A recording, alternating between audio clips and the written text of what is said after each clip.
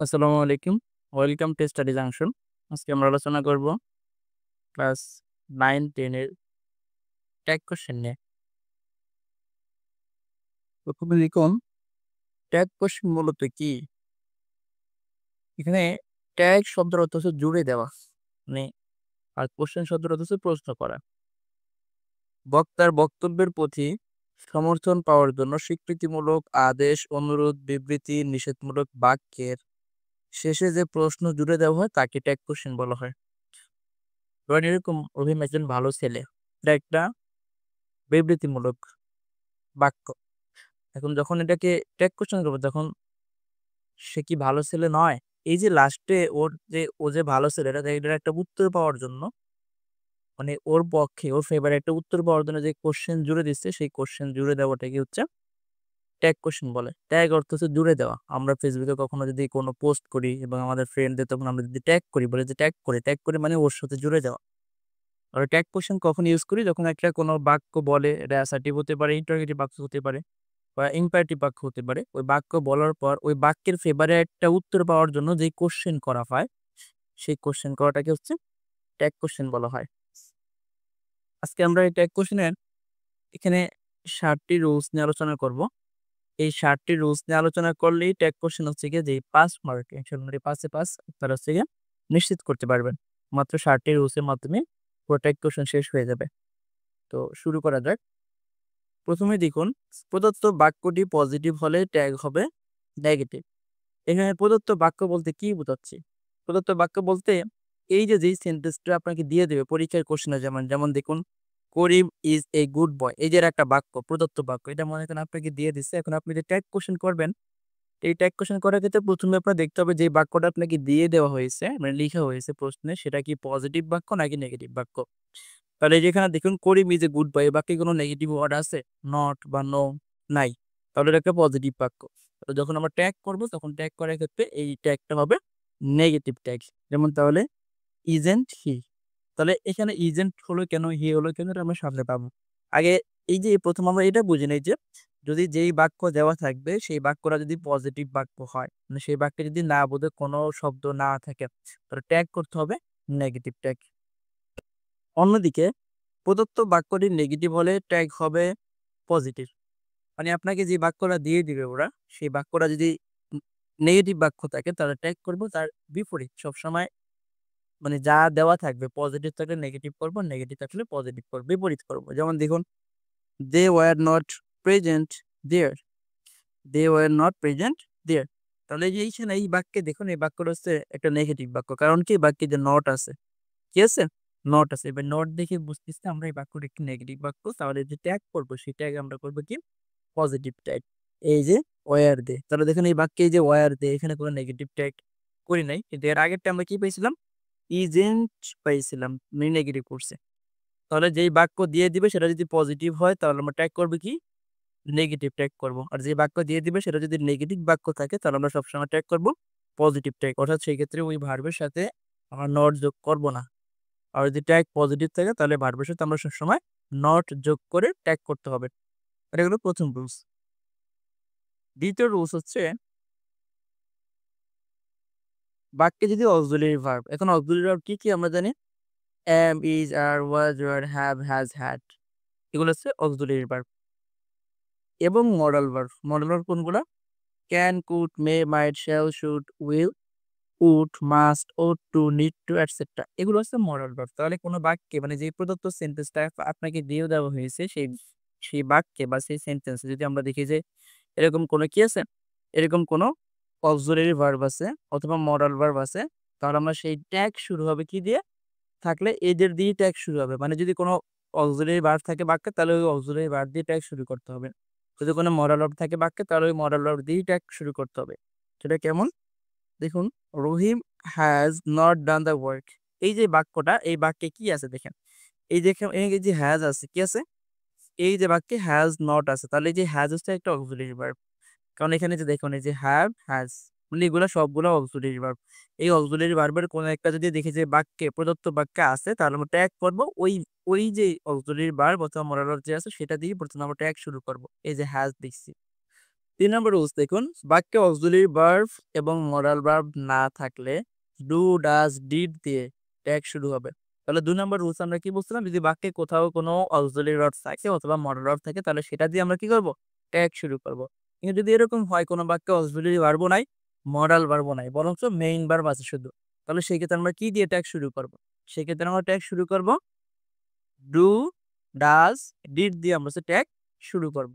তাহলে do, does, did কখন কোনটা ইউজ করব? বাক্যটি প্রেজেন্ট ইনডিফিনিট টেন্স হলে ডু অথবা ডাজ হবে। মানে যে বাক্যটা আপনাকে দিয়ে দিবে পরীক্ষার খাতায় সেই বাক্যটা দেখবেন যে প্রেজেন্ট ইনডিফিনিট টেন্স কিনা। যদি প্রেজেন্ট ইনডিফিনিট টেন্স হয় তাহলে সেখানে ডু অথবা ডাজ ইউজ করব। আর যদি বাক্যটা পাস্ট ইনডিফিনিট টেন্স হয় তাহলে সেই ক্ষেত্রে আমরা ডিড ইউজ করব। তাহলে এই যে একটা বাক্য দেখুন, Nahim goes to school daily. Nahim হচ্ছে প্রতিদিন স্কুলে যায়। এই বাক্যটা কোন টেন্সে আছে? এই বাক্যটা আছে প্রেজেন্ট ইনডিফিনিট টেন্সে, কারণ যে ভার্বের অন আছে। Verb plus subject plus verb on থাকলে আমরা জানি সেটা প্রেজেন্ট ইনডিফিনিট টেন্স হয়। তাহলে এটা আছে প্রেজেন্ট ইনডিফিনিট টেন্সে। তাহলে প্রেজেন্ট ইনডিফিনিট টেন্স হলে কি হবে? আরেকটা জিনিস দেখেন, এই বাক্যে কোথাও কোনো কি নেই, মডাল ভার্বও নাই, অক্সিলারি ভার্বও নাই। তাহলে ডু অথবা ডাজ নিতে হবে যেহেতু প্রেজেন্ট ইনডিফিনিট টেন্সে আছে। তাহলে প্রেজেন্ট ইনডিফিনিট টেন্সে হলে ডু অথবা ডাজ হবে। এখন কখন ডাজ ইউজ করব, কখন ডু ইউজ করব, এটাও তো একটা কোশ্চেন, তাই না? তাহলে এটা হচ্ছে কি, আমি যে নিচে আমি এটা ক্লিয়ার করে দিচ্ছি, কখন ডাজ ইউজ করব প্রেজেন্ট ইনডিফিনিট টেন্সে আর কখন হচ্ছে ডু ইউজ করব। তাহলে আগে এটা আমরা শিওরে যদি বাক্যটাতে কোনো অক্সিলারি ভার্ব এবং মডাল ভার্ব না থাকে তাহলে সেক্ষেত্রে ডু অথবা ডাজ অথবা ডিড দিয়ে কি করব, ট্যাগ শুরু করব। যদি বাক্যটা প্রেজেন্ট ইনডিফিনিট টেন্স হয় তাহলে ডু অথবা ডাজ ইউজ করব। তাহলে এই বাক্যে যেহেতু আমরা দেখছি প্রেজেন্ট ইনডিফিনিট টেন্স আছে তাহলে আমরা কি দিয়ে শুরু করলাম, ডাজ দিয়ে। আর বাক্যটা কি পজিটিভ নাকি নেগেটিভ? অবশ্যই বাক্যটা পজিটিভ, কারণ এই বাক্যে কোথাও কোনো কি নাই, নট নাই। তাহলে নট না থাকে মানে বাক্যটা পজিটিভ বাক্য। তাহলে আমরা এখানে এটা কি দিয়ে শুরু করব, নেগেটিভ করবো। এই যে দেখেন নট ইউজ করেছে, ডাজ নট, কি দেখছি, ডাজ নট। আরেকটা উদাহরণ দেখুন, উই হেল্প আওয়ার প্যারেন্টস। এই বাক্য দেখুন কোনো অক্সিলারি ভার্বও নাই, মডাল ভার্বও নাই, বরঞ্চ এই যে হেল্প আছে একটা প্রিন্সিপাল ভার্ব বা মেইন ভার্ব। তাহলে আমরা জানি যে বাক্যে অক্সিলারি ভার্ব বা মডাল ভার্ব না থাকলে আমরা ডু অথবা ডাজ নিয়ে কি করব, ট্যাগ শুরু করব। তাহলে এখানে যেটা present tense, subject plus verb on, help ভার্বের অন আছে, তাহলে প্রেজেন্ট টেন্স। তাহলে এই ক্ষেত্রে আমরা ডু অথবা ডাজ ইউজ করি। তাহলে এই আরেকটা জিনিস হচ্ছে কি, এই বাক্যটা কি আছে, বাক্যটা আছে পজিটিভ বাক্য, কারণ কোথাও কোনো নট নাই। তাহলে আমরা ট্যাগ শুরু করবো কি দিয়ে, ট্যাগ করবো আমরা নট দিয়ে, আমি নেগেটিভ করবো। আর যেহেতু প্রেজেন্ট ইনডিফিনিট টেন্স আর অক্সিলারি ভার্ব মডাল ভার্ব নাই তাহলে ডু অথবা ডাজ। এখন এখানে আমরা ডু ইউজ করছি, ডোন্ট ওয়ে। তাহলে কখন ডু ইউজ করব, কখন ডাজ ইউজ করব, সেই যে দেখুন, ট্যাগের সাবজেক্ট হি, শি, ইট হলে ডাজ হবে, আর বাকি সব সময় হচ্ছে ডু হবে। ট্যাগের সাবজেক্ট বলতে কোনটা, এই যে এটা হচ্ছে ট্যাগের সাবজেক্ট। এখানে যদি কি থাকে, এই যে এই সাবজেক্টের জায়গায় যদি এই হি থাকে, শি থাকে আর ইট থাকে কখনো, তাহলে এই ক্ষেত্রে হচ্ছে কি ডাজ ইউজ করবো। কি ইউজ করবো এখানে, ডাজ ইউজ করবো। যদি এই হি, শি, ইট ব্যতীত অন্য কোনো কিছু থাকে তাহলে সেই ক্ষেত্রে আমরা সবসময় ডু ইউজ করবো। কি ইউজ করবো, ডু দিয়ে ইউজ করবো।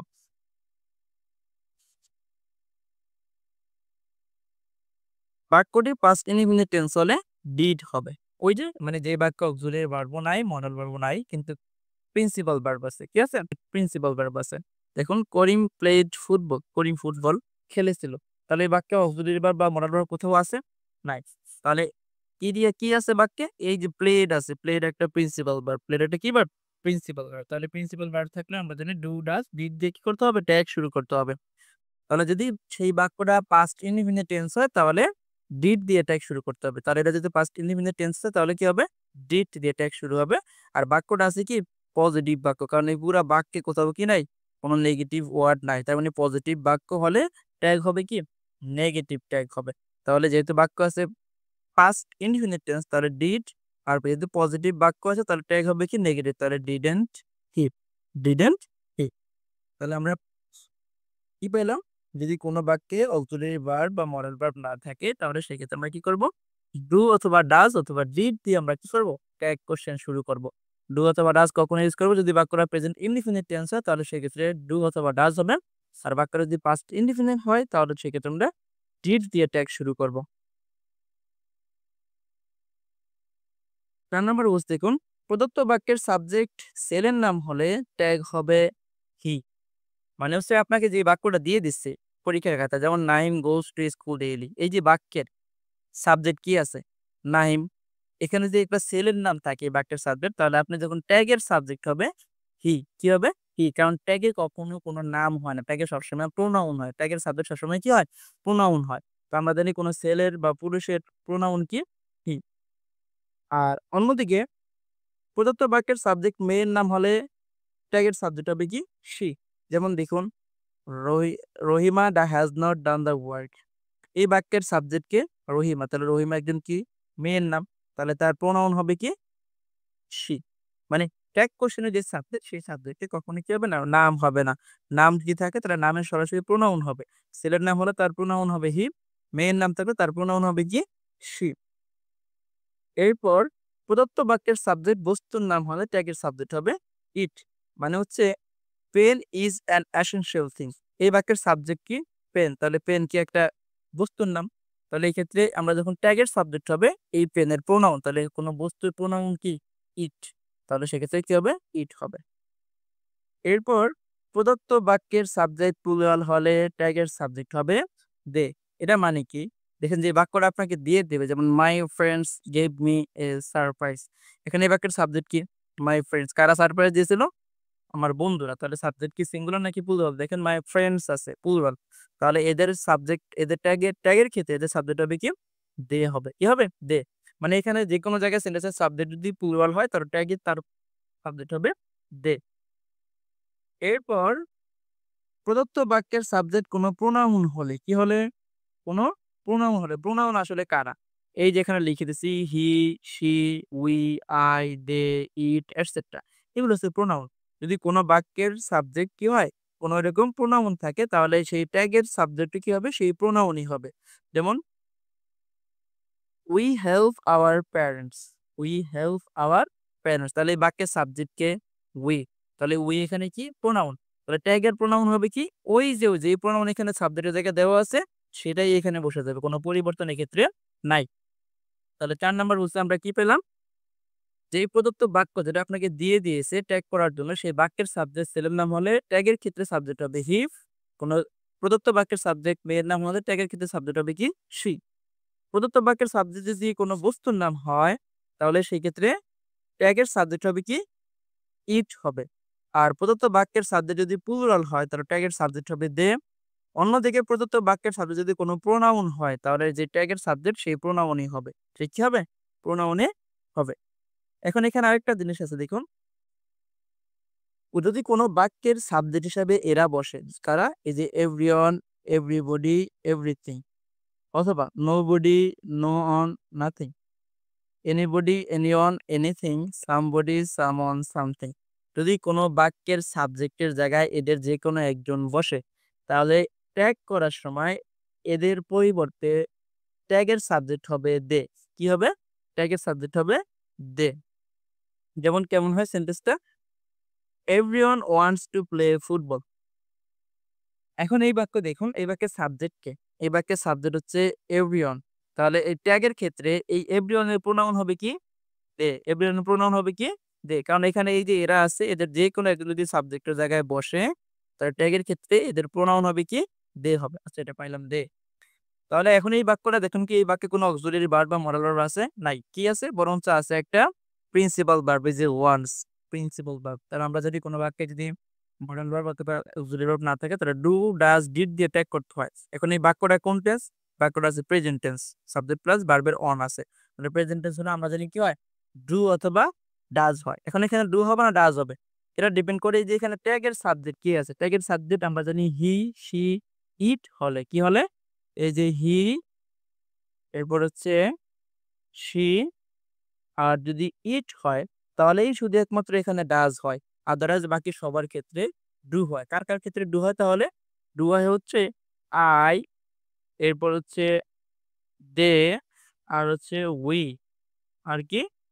উই। এদের ক্ষেত্রে হচ্ছে সাবজেক্ট এখানে দে হবে।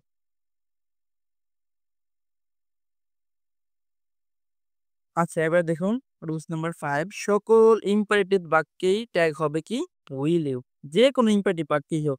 এটা এই ক্ষেত্রে একটা জিনিস, এই ক্ষেত্রে ইম্পারেটিভ বাক্যটা পজিটিভ আছে নাকি নেগেটিভ আছে এটা কোনো দেখা দরকার নাই। ইম্পারেটিভ বাক্য হলেই হলো। ইম্পারেটিভ বাক্য কি ব্যবহার হয়? যেই বাক্যের মেইন ভার্ব দ্বারা শুরু হয়। যে বাক্য কি দ্বারা শুরু হয়? মেইন ভার্ব দ্বারা শুরু হয় অথবা লেট দ্বারা শুরু হতে পারে। সেটা হচ্ছে ইম্পারেটিভ সেন্টেন্স। যেমন দেখুন এখানে কি আছে? Open the door. এই যে ওপেন এটা হচ্ছে একটা ভার্ব। ভার্ব দিয়ে যদি কোনো মেইন ভার্ব দ্বারা বা প্রিন্সিপাল ভার্ব দ্বারা কোনো বাক্য শুরু হয় সেটা ইম্পারেটিভ সেন্টেন্স। সেক্ষেত্রে ট্যাগ হবে উইল। এটা সবসময় ফিক্সড। এখানে কে আছে না আছে কিছু দেখা লাগবে না। ইম্পারেটিভ বাক্য হলেই হলো। তাহলে ট্যাগ হবে কি? উইল ইউ অথবা লেট হিম, লেট দে যাই হোক লেট দিয়েও বাক্য হতে পারে। সেক্ষেত্রেও কি হবে? Will you. তবে একটা শুধু ব্যতিক্রম আছে। সেই ব্যতিক্রমটা কি? যদি লেটের পরে লেটস অথবা লেট আস থাকে সেই ক্ষেত্রে শুধু কি হবে? শ্যাল উই হবে। যেমন দেখুন লেটস প্লে ফুটবল। তাহলে এখানে লেটের পরে লেটস আছে অথবা লেট আস আছে। তাহলে সেক্ষেত্রে কি হবে? শ্যাল উই হবে। কি হবে? Shall we. তাহলে কি বললাম? সকল ইম্পারেটিভ সেন্টেন্সেই আমাদের ট্যাগ হবে কি? ট্যাগ হবে উইল ইউ। কি হবে? Will you. এবার ইম্পারেটিভ সেন্টেন্স মেইন ভার্ব দিয়ে শুরু হোক অথবা লেট দিয়ে শুরু হোক। লেটের পরে হিম, লেটের পরে মি এগুলো থাকলো তখন উইল ইউ হবে। শুধু একমাত্র ইম্পারেটিভ সেন্টেন্সের ক্ষেত্রে শ্যাল উই হবে কখন? যদি এক্ষেত্রে লেটের পরে অ্যাস আছে। কি আছে? অ্যাস অথবা লেট আস আছে। সেই ক্ষেত্রে শুধু আমরা কি ইউজ করব? শ্যাল উই ইউজ করব।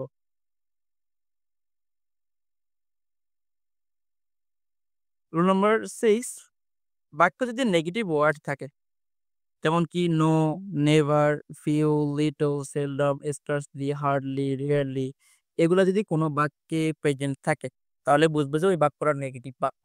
বাক্যটা কি বাক্য? নেগেটিভ বাক্য। তাহলে আমরা জানি যে প্রদত্ত বাক্য নেগেটিভ হলে ট্যাগ করতে হবে কি আমাদের? Positive tag. তাহলে সেক্ষেত্রে আমরা ওই ট্যাগটা করবো পজিটিভ ট্যাগ। যেমন দেখুন আই হার্ডলি ইট অরেঞ্জ। তাহলে এই বাক্যে কোথাও নট আছে? নাই। তো আপনি মনে করতে পারেন যে বাক্যে তো নট নাই তার মানে এটা একটা পজিটিভ বাক্য। না, তো তাহলেই ভুলটা হবে। বরঞ্চ এই যে এখানে যে ওয়ার্ড গুলো আছে না এই যে rarely, hardly, scarcely, seldom, little, few এগুলো দেখতে হবে যে বাক্যে উপস্থিত আছে কিনা। যেমন দেখুন এখানে হার্ডলি উপস্থিত আছে। ঠিক আছে? তার মানে এটা একটা নেগেটিভ বাক্য। তাহলে আমাদের বাক্য যদি নেগেটিভ আমাদের ট্যাগ হবে কি? পজিটিভ ট্যাগ করতে হবে। আচ্ছা। তাহলে আমার এখানে তখন নট যোগ করা যাবে না ট্যাগের সাথে। এখন এরা কোন এটা হচ্ছে গিয়ে এই বাক্যে কোথাও কি কোনো অক্সিলারি ভার্ব বা মোরাল ভার্ব আছে? নাই।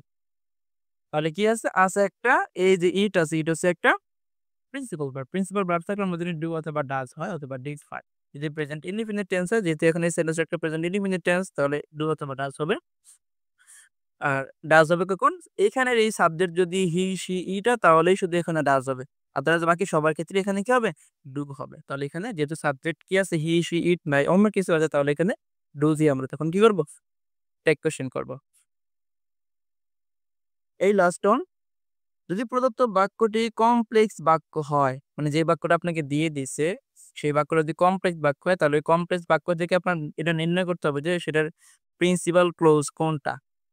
আমরা জানি যে একটা কমপ্লেক্স বাক্যে দুইটা ক্লোজ থাকে, একটা হচ্ছে প্রিন্সিপাল ক্লোজ, একটা হচ্ছে ডিপেন্ডেন্ট ক্লোজ। প্রিন্সিপাল ক্লোজ মানে যে নিজের অর্থ পরিপূর্ণভাবে প্রকাশ করতে পারে। ডিপেন্ডেন্ট ক্লোজ হচ্ছে গিয়ে যে প্রিন্সিপাল ক্লোজের অর্থ ছাড়া নিজের অর্থ নিজে পরিপূর্ণভাবে প্রকাশ করতে পারে না। তাহলে এই ক্ষেত্রে প্রিন্সিপাল ক্লোজ কোনটা সেটা অনুযায়ী আমাদের ট্যাগ করবে। যেমন দেখুন একটা সেন্টেন্স ইফ ইউ কাম, ধরেন আপনি যদি এটুক ধরেন, হ্যাঁ? আর যদি হচ্ছে গিয়ে এই অংশটা মনে করেন যে নাই, সাপোজ মনে করেন এই অংশটা কি? নাই। এটা এই সেন্টেন্সের এই বাকি অংশ নাই। শুধু আছে কি? If you come. If you came যদি তুমি কি আসতে তাহলে এই যে যদি তুমি আসতে বলে যদি আমি থেমে যাই তাহলে কি আর যদি কিছু না বলি তাহলে কি আপনার মনে আকাঙ্ক্ষা থেকে যাবে না? যে যদি যদি আমি আসতাম তাহলে কি? তাহলে এই যে এটা একটা অপরিপূর্ণ বাক্য। মানে এটা হচ্ছে গিয়া ডিপেন্ডেন্ট ক্লজ। এটা নিজের অর্থ নিজে পরিপূর্ণভাবে প্রকাশ করতে পারে না। কিন্তু এই যে এই বাক্যটা আছে I would play with you এই বাক্য দেখুন এই বাক্য যদি নরমালি বলি এই যে আগের অংশ ছাড়া তাহলে এই বাক্য নরমালি পরিপূর্ণভাবে পরিপূর্ণ অর্থ প্রকাশ করতে পারে। তাহলে এটাকে বলা হয় প্রিন্সিপাল ক্লজ। এটাকে কি বলা হয়? Principal clause. ঠিক আছে? তাহলে এই প্রিন্সিপাল ক্লজ অনুযায়ী মূলত আমার কি হবে? এখানে ট্যাগ পোরশনটা করতে হবে। তাহলে এর আগে যেটা এটা হচ্ছে গিয়ে ডিপেন্ডেন্ট ক্লজ কারণ এটা নিজের অর্থ নিজে পরিপূর্ণভাবে প্রকাশ করতে পারে না। তাহলে এই প্রিন্সিপাল ক্লজ অনুযায়ী আমি ট্যাগ করব। তাহলে এই প্রিন্সিপাল ক্লজে আমরা দেখতেছি কি আছে এখানে? আমরা এখন এখানে প্রিন্সিপাল ক্লজে দেখতেছি এখানে কুড আছে মরাল ভার্ব। এই কুড কি? মরাল ভার্ব না যদি কোনো বাক্যে অক্সিলারি বা মরাল ভার্ব থাকলে সেটা দিয়ে কি করতে হয়? ট্যাগ করতে হয়। তাহলে এখানে এই যে কুড আসলে এই বাক্যে কি আছে? কুড আছে। কুড হচ্ছে থাকলে তাহলে কুড দিয়েই কি করব আমরা? ট্যাগ করব। যদি বাক্যে কুড অক্সিলারি ভার্ব বা মরাল ভার্ব থাকলে আমরা ওই মরাল ভার্ব বা অক্সিলারি ভার্ব দিয়ে আমরা ট্যাগ শুরু করি। আর সাবজেক্ট কি আছে? সাবজেক্ট আছে আই। তাহলে এই প্রোনাউন যদি সাবজেক্ট আই যদি প্রোনাউন, তাহলে প্রোনাউন থাকলে প্রোনাউনই হয়, কোনো পরিবচন তখন হয় না। আরেকটা জিনিস এখানে ভুল আসছে, সেটা হচ্ছে এটা একটা পজিটিভ সেন্টেন্স। সো সেন্টেন্স যদি পজিটিভ হয় ট্যাগ করতে হবে কি? এই ট্যাগ হবে নেগেটিভ। তাহলে এখানে ইউজুয়ালি হওয়ার কথা ছিল কুড নট, এটা টাইপিং এর মিস্টেক হয়েছে, এটার জন্য দুঃখিত। এটা মূলত কি হবে? কুড নট আই, কি কুড নট আই হচ্ছে অ্যান্সার হবে। যেহেতু আমার এই সেন্টেন্সটা এখানে কি আছে? এই সেন্টেন্সটা আমার আছে, পুরো এই সেন্টেন্সটা আছে পজিটিভ। আমরা জানি সেন্টেন্স পজিটিভ থাকলে টেক করতে হবে কি? নেগেটিভ টেক হবে। তাহলে এই যে কুড নট হবে, ঠিক আছে? সো আশা করি যে ক্লাসটি ভালো লেগেছে। ক্লাসটি ভালো লেগে থাকলে আপনারা চ্যানেলটি সাবস্ক্রাইব করে পাশে থাকবেন। ধন্যবাদ।